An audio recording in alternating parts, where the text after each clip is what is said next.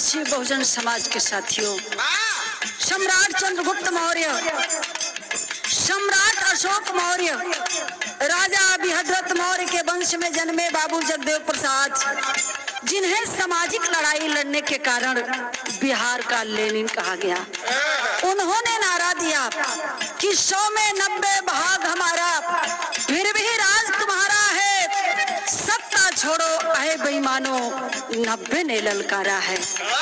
ऐसे महानायक की 5 सितंबर 1974 को बिहार प्रांत के अंतर्गत जहानाबाद जिले के कुर्था में गोली मारकर निर्मम हत्या कर दी गई। हत्या किसी गुंडे ने नहीं किया, तत्कालीन सरकार की पुलिस अधिकारी ने किया था, क्योंकि सरकार को यह डर सताने लगा था कि अगर ये जिंदा रहा, जगदेव प्रसाद जिंदा रहा, तो पूरे शोषित समाज को जागृत करके हम मनुवादियों को हमेशा के लिए सत्ता से बेदखल कर देगा, विदा कर देगा। इसीलिए हे बहुजन समाज के लोगों, आज हम अपने गीत के माध्यम से बाबू जगदेव प्रसाद जी को श्रद्धा सुमन अर्पित करते हुए आप लोगों से पुनः उसी क्रांति का आह्वान करना चाहते हैं। कैसे? जबल जमाना रही,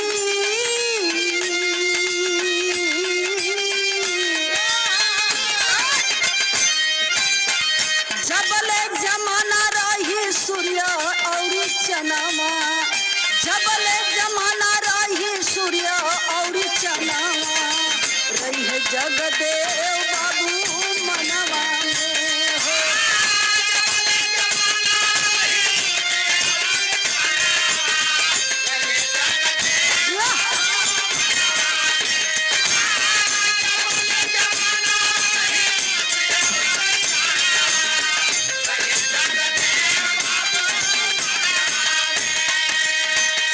जबले जमाना रही सूर्य और चंद्रमा, रही है जगदेव बाबू मनवा में। ऐसा हम क्यों कह रहे हैं, सुनिए।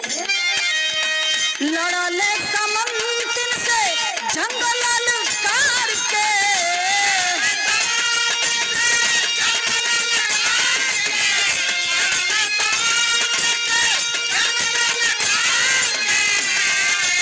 और बनी गई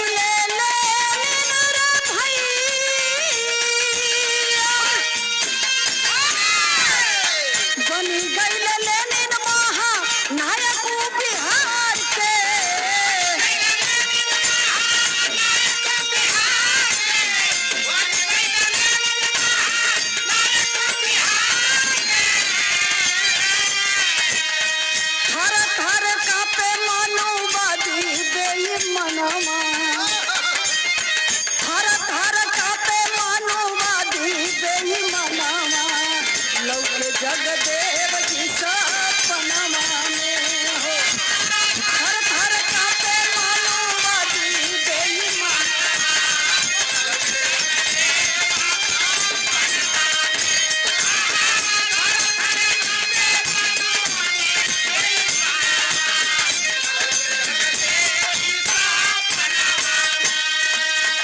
थर थर कांपे मानववादी बेईमानवा, लौके जगदेव जी सपनवा में।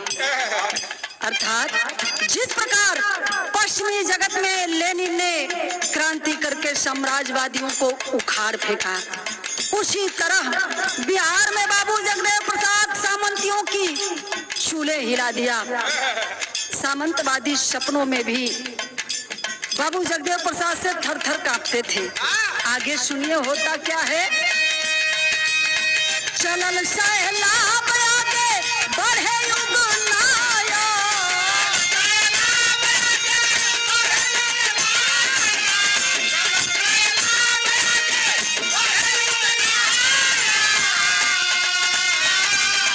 बन गईले कुरुथा से रे भैया, बन गईले कुरुथा से लड़ी के विधायक,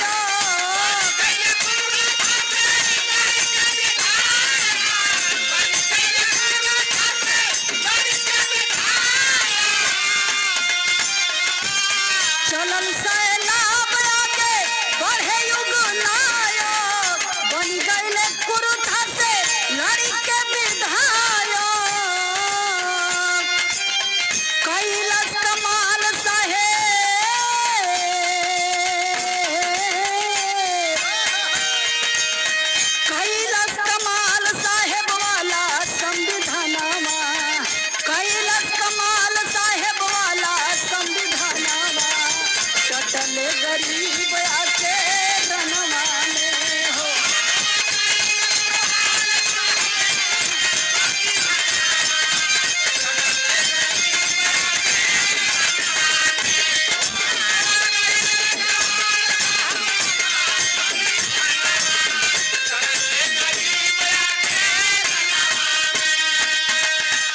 दस कमाल साहेब वाला संविधानवा, डटले गरीब आके रनवा में।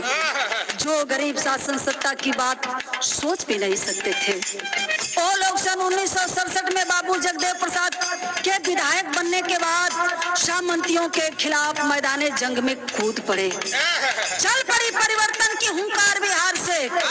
उसी समय एक और क्रांति की आगाज हुई। उसी समय एक महान क्रांति घटित हुई। वह क्या घटित हुई मैं बताना चाहूंगी। संपूर्ण क्रांति के नारा लागल देश में,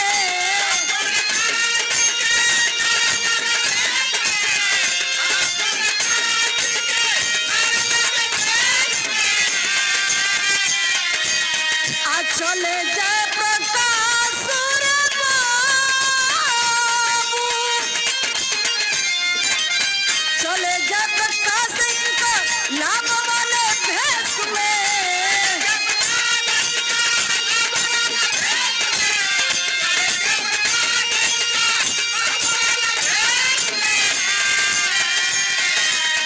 हिल गइल इंदिरा को देश में ससनमा, हिल गइल इंदिरा के देश में ससनवा, शोर मचल घरा और गगनमा में।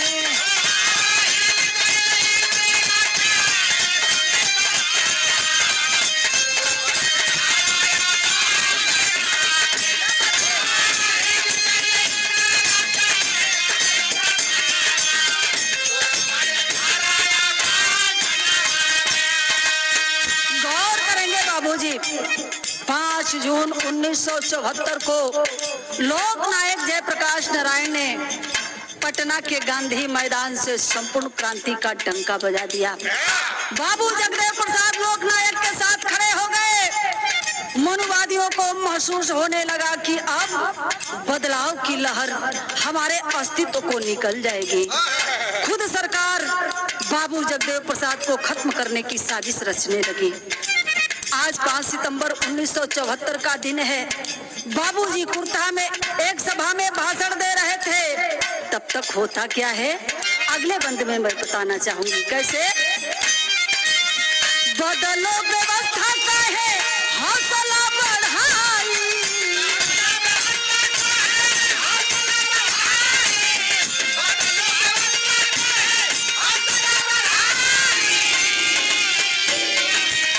दिहलस डीएसपी पापी, दिहलस डीएसपी पापी गोलियां चलाई।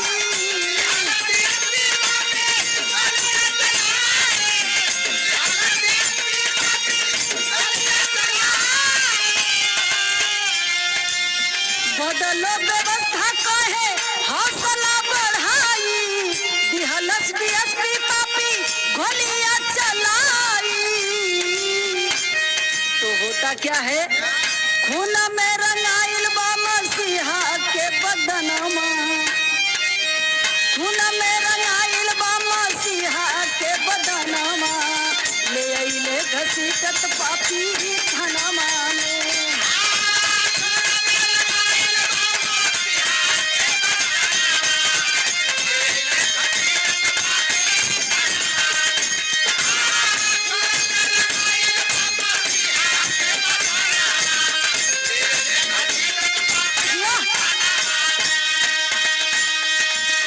करेंगे बाबूजी, दिन दहाड़े सभा के बीच में ही मनुवादी डीएसपी बाबू जी के सीने में गोली मार दिया।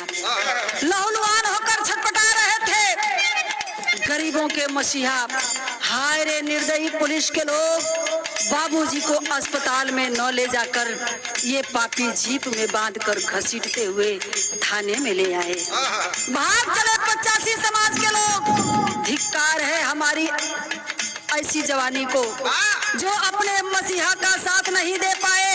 यदि हम टूट पड़ते पुलिस पे तो इतना अत्याचार नहीं कर पाते, लेकिन हमारे ऊपर तो मुर्दानगी छाई हुई थी। हम तब भी सोए थे और आज भी सोए हुए हैं। तभी तो मुट्ठी भर लोग आज हमें अब तक नचा रहे हैं। थाने में ले जाकर बेरहम पुलिस के लोग बाबू जगदेव प्रसाद जी के साथ क्या किए सुनकर रोम रोम कांप जाएंगे। क्या लोग किए? पानी मांगे बाबू दर्द उठे बेहिसाब हो।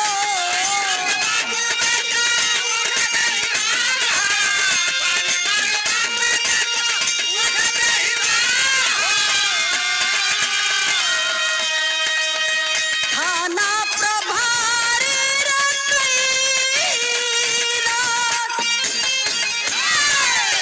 थाना प्रभारी कैलस मुँह में पिसाब हो।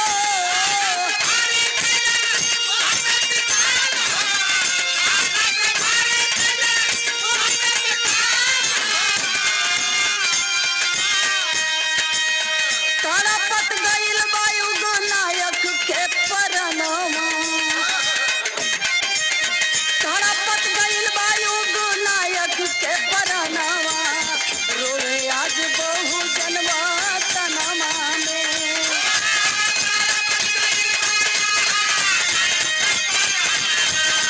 रोवे आज बहु जनवा।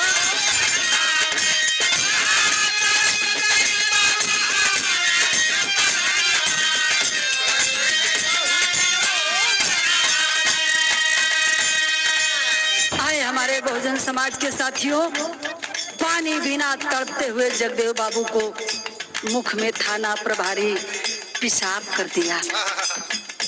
वाह रे मनवादी सोच के लोगों, इतना भी घृणित कार्य आप कर सकते हो, फिर भी पता नहीं क्यों पिछड़े समाज के लोग इनकी गुलामी आज भी करने में बड़ा खुश हो रहे हैं। अगले बंद में हम कहना चाहेंगे कैसे? भैया कुशवाहा मौर्य क्रांति तो हरी हाथ में।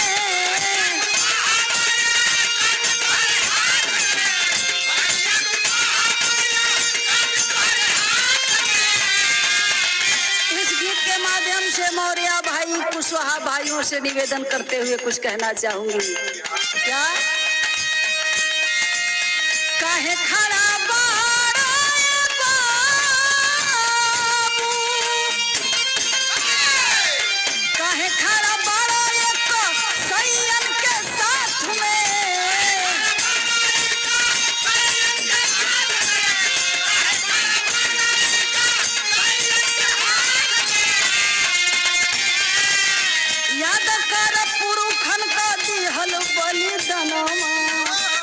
याद करिए अपने पुरखों के बलिदान को। जब याद करेंगे तो अपना ही मन आपको डांटेगा। कहना है याद कर पुरखन का दिहल बलिदानवा। याद कर पुरखन का दिहल बलिदानवा। दागी नाही लागी खंडनवा में। याद कर दिहल बलिदान।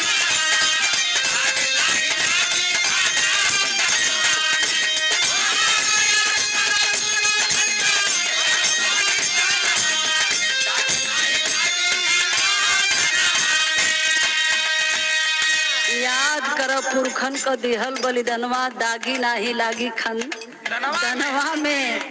इसीलिए तो कहा गया है वीर का रंग है का चढ़ावल वो पर दूसर रंग न होई। वीर का रंग है का चढ़ावल वो पर दूसर रंग न होई। लाख कपूत जो वंश में जामी तब वो निज बैरी के संग न होई। मेरे कहने का मतलब आज यदि केशव प्रसाद मौर्य जी, स्वामी प्रसाद मौर्य जी, खुद बाबू जगदेव प्रसाद के बेटे जो मनवादी पार्टी से विधायक हैं, अपनी अंतर आत्मा की बात को सुनते तो मनवादी ताकतों को ये लोग मजबूत नहीं करते। अंतिम लाइन में एक महत्वपूर्ण बात बताने जा रही हूँ। वह कौन सी महत्वपूर्ण बात है? कभी संतोष गीत लिखे दातु पीस के।